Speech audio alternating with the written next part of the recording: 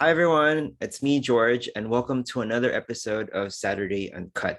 This is the 16th week I've been doing this. It's a series that I do on YouTube where I'm supposed to be talking nonstop from start to finish, completely unedited. It's a challenge for myself to do ad-libbing.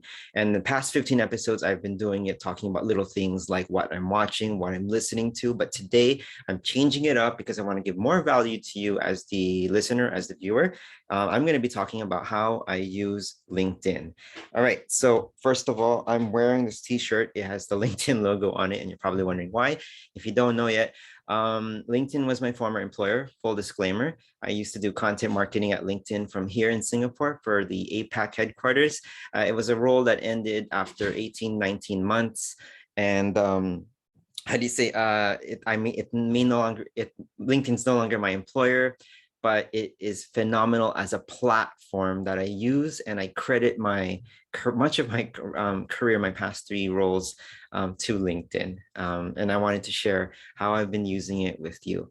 All right, so there are three main reasons why I use LinkedIn. And the first is to connect with people in my industry. So I am in the media and communications industry. So I use LinkedIn to connect with journalists, PR professionals, video editors, magazine editors, all of those things.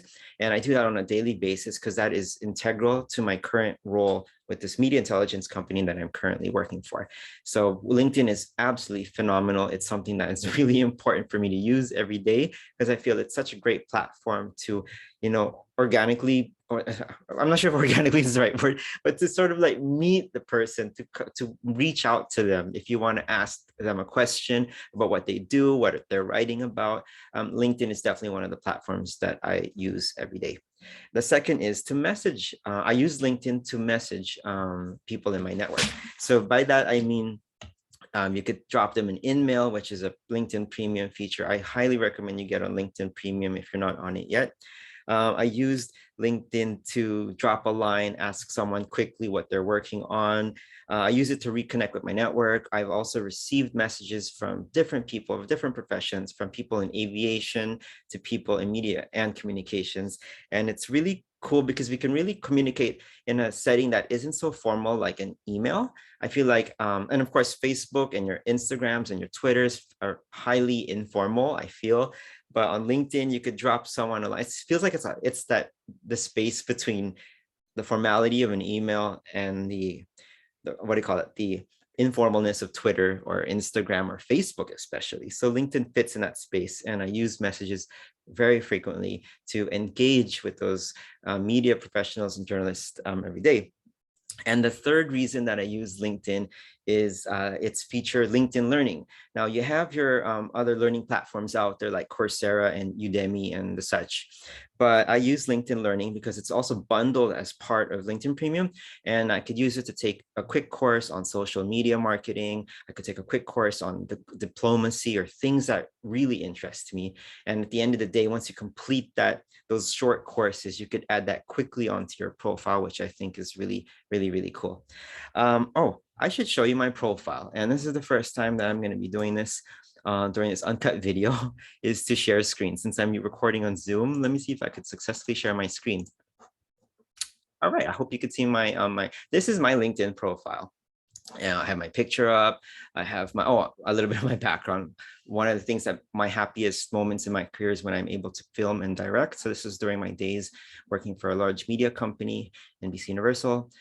These are things I talk about: news, media, branding, journalism, communication. And you could also highlight some of your best work. I've done quite a few other things recently, and I hope to get those up here soon, like an interview with Howie Severino. Your activity. This is a useful area because you could sort of take a look at what you've posted recently, and also I said you could also take a look at posts that you've liked. So a quick look at that. Yeah, so it's all organized here.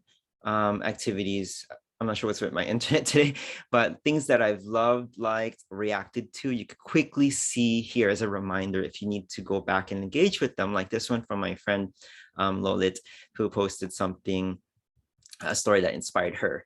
And that's the thing about LinkedIn. It's when you like posts, it comes up on your profile. Oh, sorry, it comes up on the news feed, and it promotes a lot of engagement. And this particular tab, posts that I've done, so my interviews, I've done interviews with an editor at Untitled.ph, and also with Miss Leo Cruz, co-creator of a podcast, and things that I'm also interested about, like the Urban Redevelopment Authority of Singapore. I'm an infrastructure geek, so stuff like this really interests me, and you could completely see how I'm thrilled to put that there.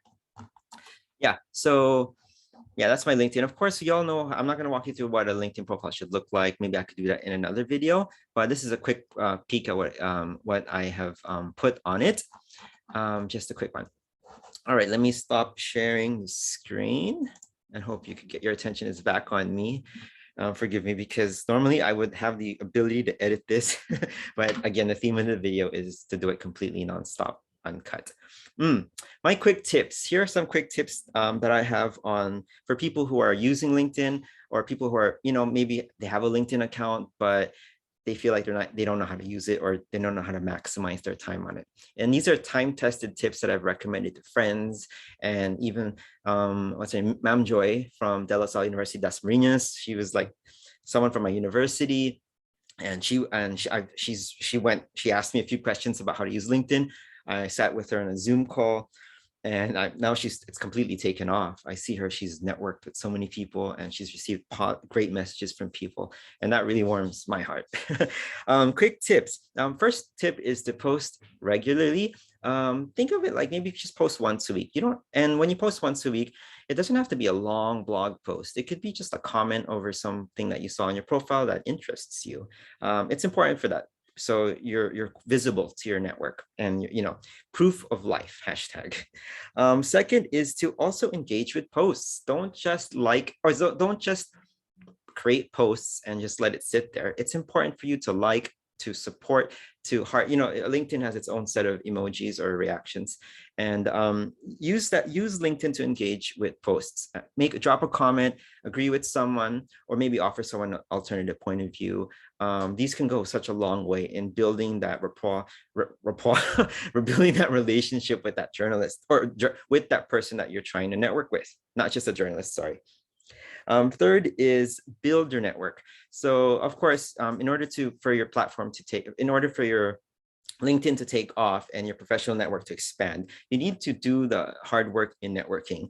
To be honest, in the beginning, I could say many years ago, and this is one thing, an attribute that I feel that I'm slowly dropping, is my being introvert. And that's something I've been wrestling with, but sort of come to expect, refresh. I used to look at myself as an introvert. So when I'm in like a public setting or like in a conference, I would probably just grab my drink in a corner and just like, I'm just happy with that.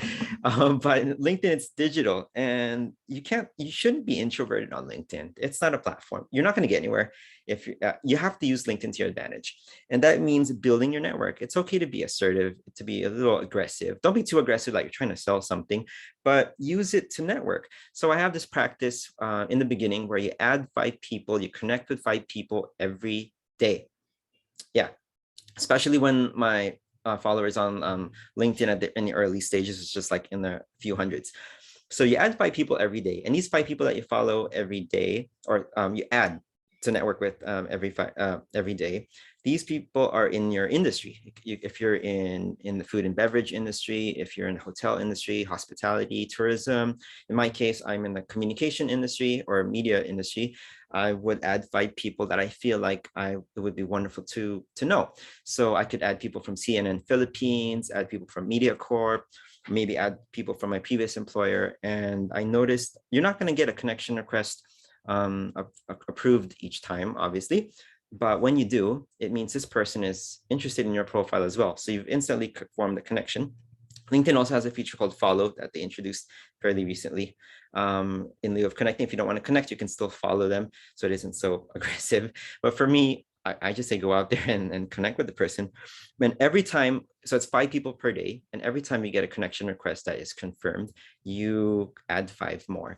And no, it sounds like a pyramiding scheme or something like that. You can make it down, instead of 5, you can make it 3.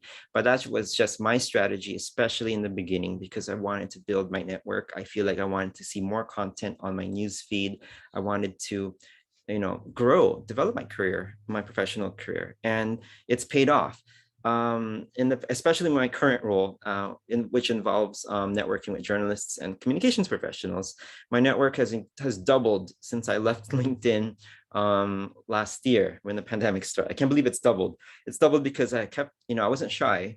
I'm like, just connect with the person. If they don't want to connect, it's fine. You can drop it. But there are people out there who don't mind connecting with you and getting to know you.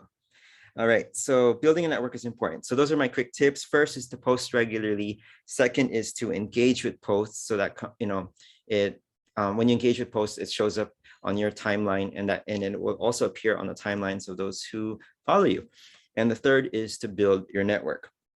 And here's just a bonus tip, is to use the insights feature. So when you make posts, there's an ability for you to see how many people viewed your content. Example, if I would post a LinkedIn video, I could see how many people viewed it. Let's say 900 or 1,200 people viewed your video. When you click onto that, you can see a lot of valuable insights. Let me see if I could flash that to you.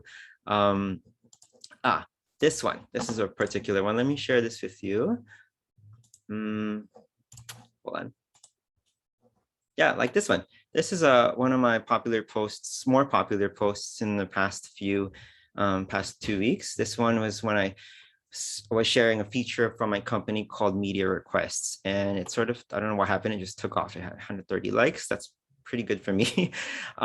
This part right here, you can see how many people have viewed your video for at least 3 seconds. Let's see what happens if I click onto it. Insights. Oh God, this is so useful, especially when you're doing a content plan. I'm having flashbacks from my LinkedIn days. Audience. Okay. When you go to insights behind your video analytics, you get to see all these precious insights. It says majority of the people who viewed my video were from Metro Manila, and a surprising amount from Jakarta and Kuala Lumpur. That makes me happy because I am part of the Southeast Asia region. These people with these titles viewed my video.